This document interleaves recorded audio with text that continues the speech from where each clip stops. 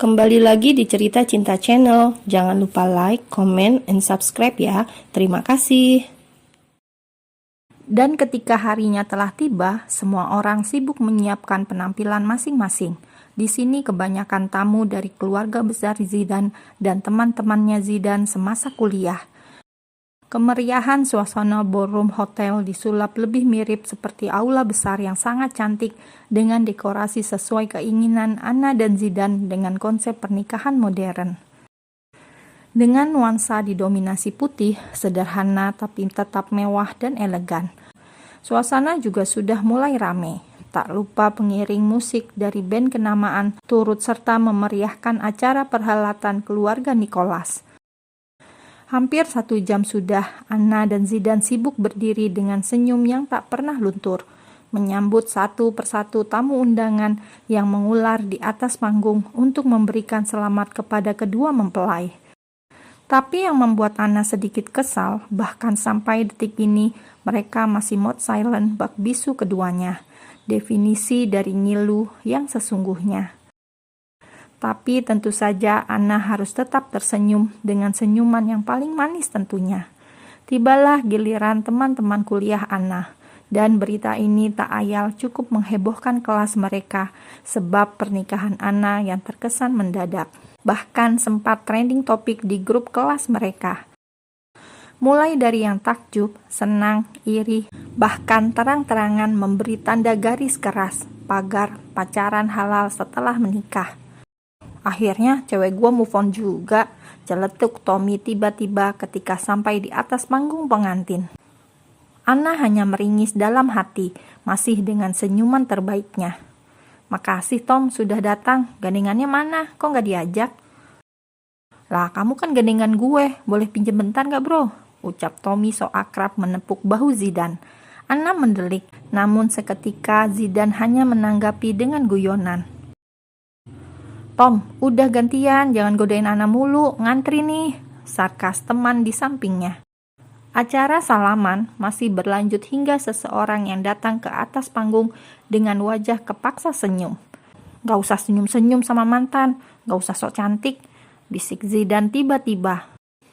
Selamat An, kamu benar-benar sukses, berhasil memporak-porandakan hatiku, ucap Dimas seraya memeluk Anna secara spontan. Tentu saja mendapat pelototan Zidane tajam.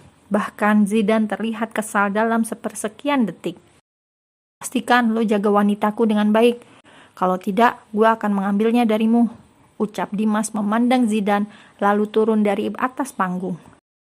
Sementara Anna hanya bisa meringis dalam hati. Ini pasti akan menambah buruk suasana hati mereka berdua. Pura-pura itu ternyata melelahkan, apalagi pura-pura bahagia. Setelah acara resepsi usai, di malam hari tinggallah tersisa keluarga inti. Namun, sebelum Anna dan Zidane melangkah pergi menuju kamar hotel tempat menginap, Anna terlebih dulu tumbang dan pingsan tak sadarkan diri. Anna membuka matanya perlahan, samar-samar masih terlihat blur, dan begitu matanya terbuka, sudah berada di ruangan yang berbeda. Ruangan yang serba putih dan selang infus yang terpasang di lengannya sudah pasti mengatakan keberadaannya di tempat yang namanya rumah sakit. Ini gue masih hidup. Gue kira bablas di malam pengantin. Astagfirullah, mulut gue. Ampuni aku ya Allah. Alhamdulillah masih diberi kesempatan untuk menghirup udara hari ini. Sayang, kamu udah sadar? Anna tersenyum melihat kekhawatiran Mama Yuli. Di sana ada orang tua Anna, orang tua Zidane, dan juga Kak Hiko. Mereka saling duduk di sekitar ranjang dan juga sofa. Pandangan Anna menyapu ke seluruh ruangan, tapi sudut matanya tidak menangkap keberadaan seseorang yang disebut suami. Zidane tidak ada di sana. Apa dia sudah tidak peduli? Kok gue jadi sedih kalau Zidane tidak peduli? Udah bangun sayang, masih pusing. Ada yang sakit? Tanya Mama Alin. Udah Ma, Zidane mana? Tanya Anna matanya liar ke seluruh penjuru ruangan. Lagi tebus obat di apotik, kenapa? Kangen ya? Dijawab Mama Yuli sambil mengelus lengan Anna. Enggak. Anna menggeleng lemah sebagai jawaban. Gak salah kan maksudnya? Seloroh Mama Yuli cekikikan. Gimana? Udah mendingan?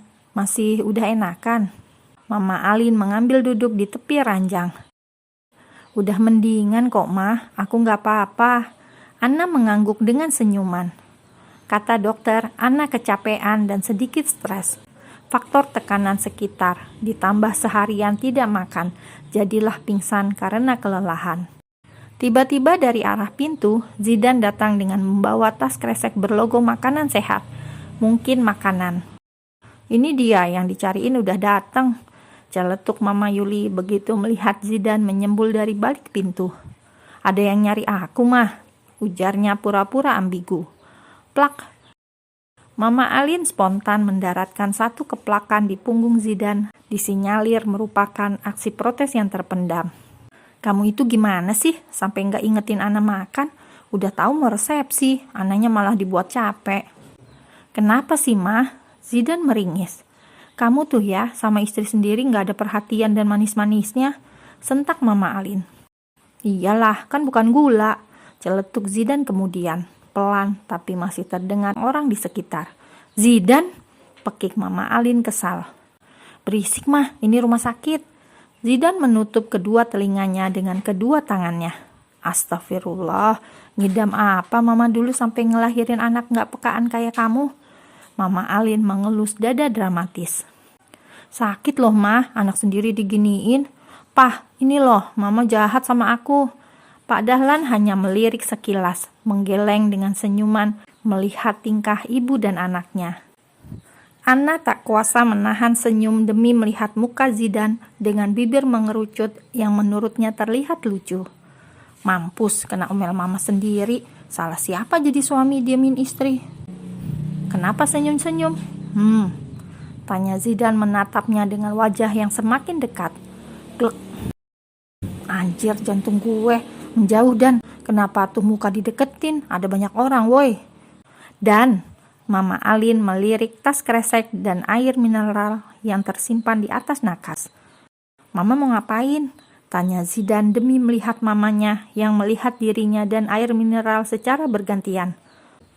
Mau nyiram kamu biar sadar, jawab Mama Alin geram.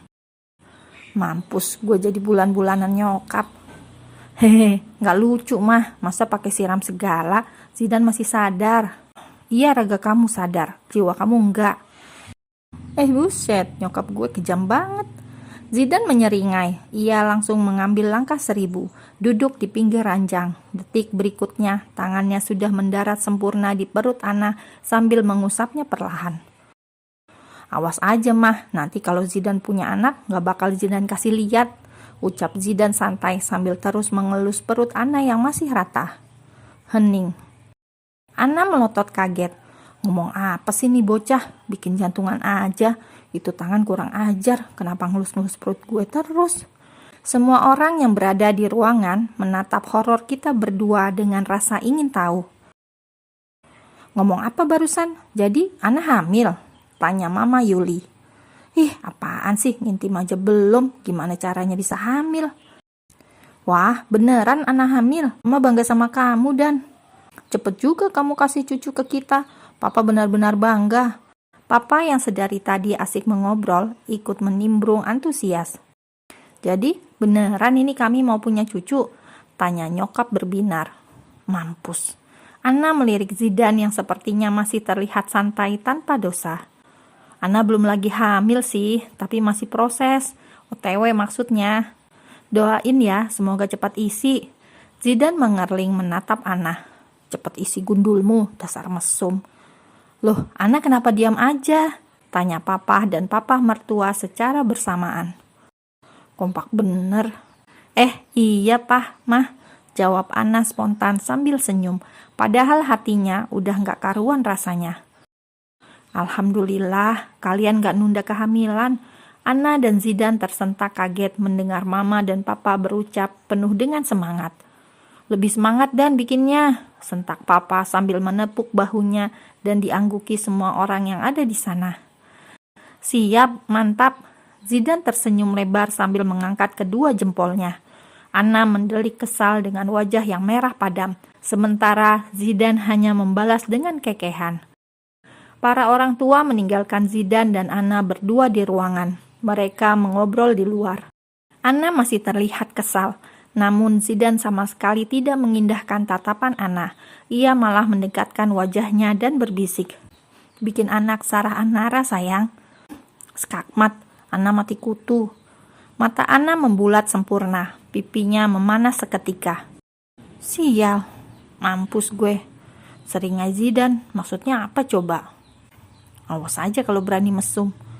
Nunggu aku wisuda dan, pinta Anna histeris. Kalau aku kuat, jawab Zidane sambil tersenyum dan manggut-manggut. Ya dikuatin lah. Ngomong apa sih Anna? Duh muka gue. Hehehe, kamu lucu banget Anna. Zidane tertawa. Dalam sepersekian detik, Anna melihat Zidane yang tertawa lepas. Sumpah kalau lagi gini, makhluk Tuhan yang satu ini terlihat begitu tampan dan tanpa sengaja Anna memuji suaminya dalam hati. Kenapa liatin aku kayak gitu? Spontan Zidane berhenti tertawa melihat Anna yang memperhatikannya tanpa jeda. Enggak ada. Anna membuang muka tertangkap basah memperhatikannya. Aku ganteng ya? Seloroh Zidane dengan pedenya. Oh ya ampun, narsis gak tanggung-tanggung. Aku emang ganteng sih, tenang An, aku cuma milik kamu seorang. Dan senyum ini, hati ini cuma buat kamu seorang. Anna hanya beroh panjang, satu kata untuk Zidane, lebay. Mau jawab apa? Zidane mendekatkan wajahnya, hingga jarak mereka begitu dekat. Please jantung gue, tolong dong, gue butuh pasokan oksigen.